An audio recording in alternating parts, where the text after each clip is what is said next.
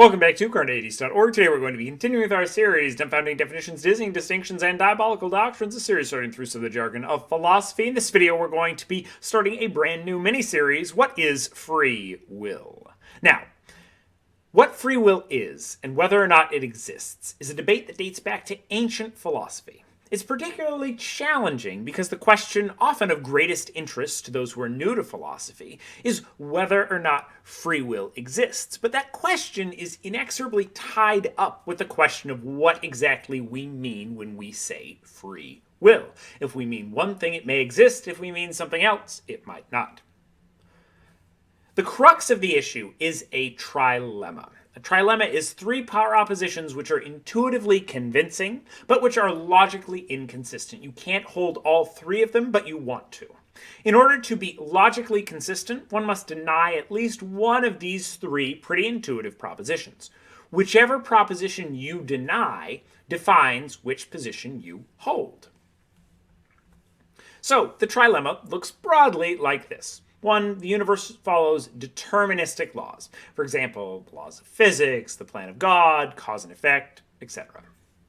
Number 2, free will is the ability to do otherwise according to those laws, to act other than you were predetermined to actually kind of make a choice in a given situation, as opposed to following the deterministic laws of the universe, whatever those laws are. And the premise, free will exists. So these three propositions cannot all logically be held at the same time. If the universe is deterministic, and free will is the ability to break free of that determinism, then free will cannot exist.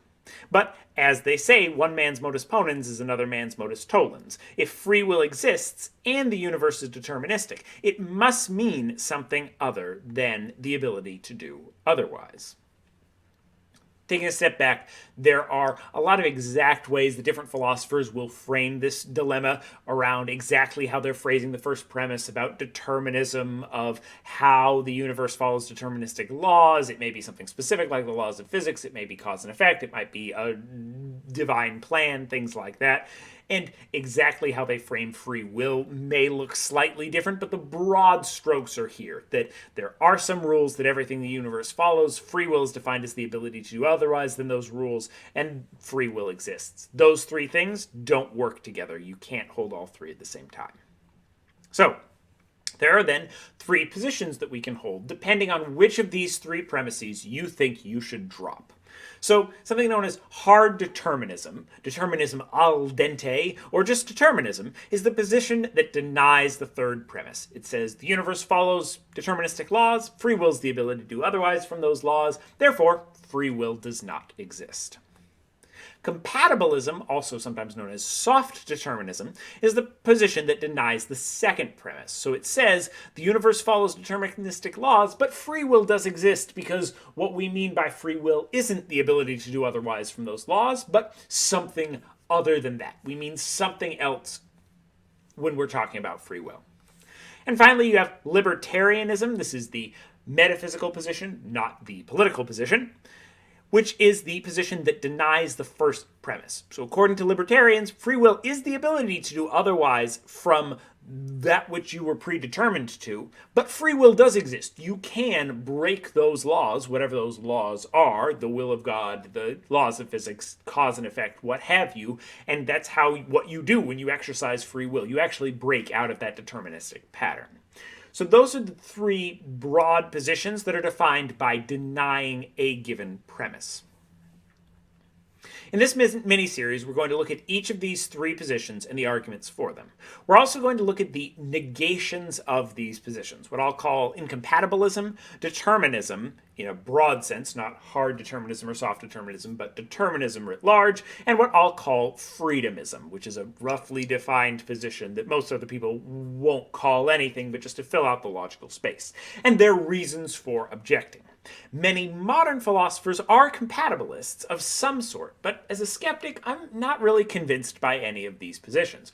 But in this series, we'll get a chance to look at each of these positions and the objections to it in turn to understand them better. The first one we'll look at is what is libertarianism, related to free will, not the political position. Then we'll look at what is determinism. This is broad determinism, not specifically hard or soft determinism.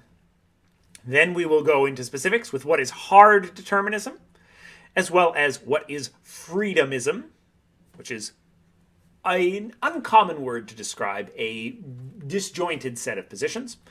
Then we'll look at what is compatibilism, and finally, what is incompatibilism. What do you think? Just given this sense initially, before you hear the arguments for the positions, does one of these positions appeal to you intuitively? Is there a direction you're leaning right now? Do you think we have free will? And what do you think it means to have free will? Give me your answers in the comments below. Click subscribe and click that notification bell if you want to stay up to date on this series and other series we have going on here on the channel. Watch this video and more here at Carneades.org, and stay skeptical, everybody.